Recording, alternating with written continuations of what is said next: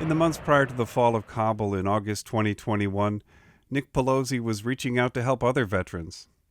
Last July, he described for me a helicopter crash he narrowly survived 15 years ago and its lasting impact. The crash killed 10 soldiers in Afghanistan, including Justin O'Donohoe of San Diego. The damage that comes from this stuff is unbelievable.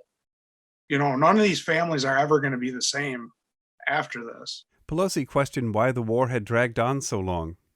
Appearing on a virtual panel about the war sponsored by KPBS in September, he sounded weary when I asked him how he was doing.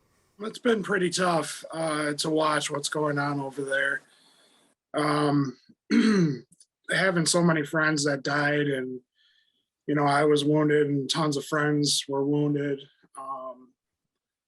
You kind of question what it was all about. In February, months after most of us turned away from the daily images coming out of Afghanistan, Pelosi killed himself.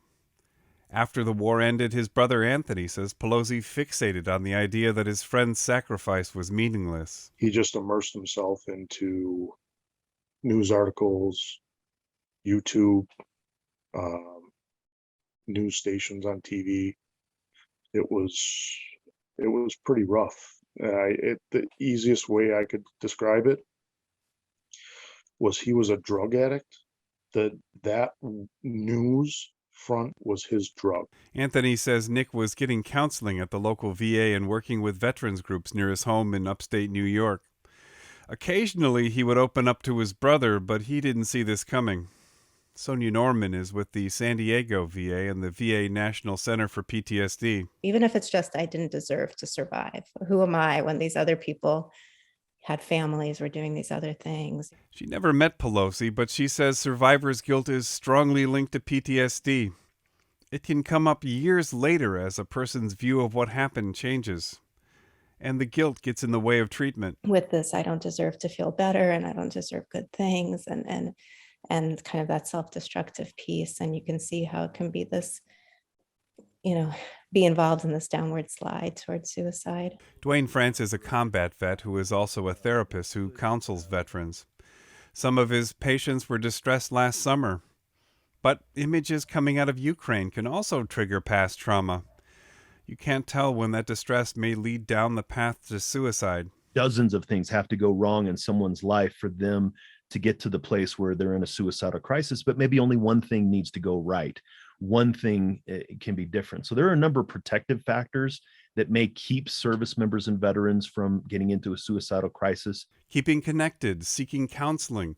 Overall, the number of veteran suicides are slowly declining. Still, veterans make up about 7% of the U.S. adult population, but account for 20% of all suicides. It wasn't a factor in Pelosi's death, but a majority of veteran suicides involve firearms. So asking a friend to hold a firearm, or at least keeping their guns under lock. The VA and the other organizations will provide free trigger locks.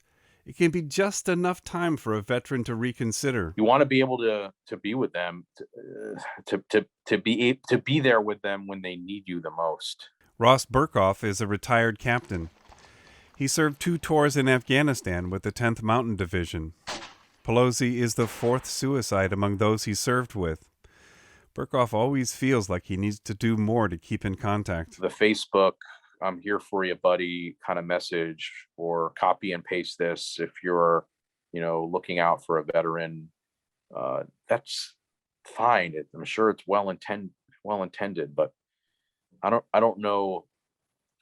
The answer here. How do we stop this from happening again? He answers his own question. You just need to keep reaching out.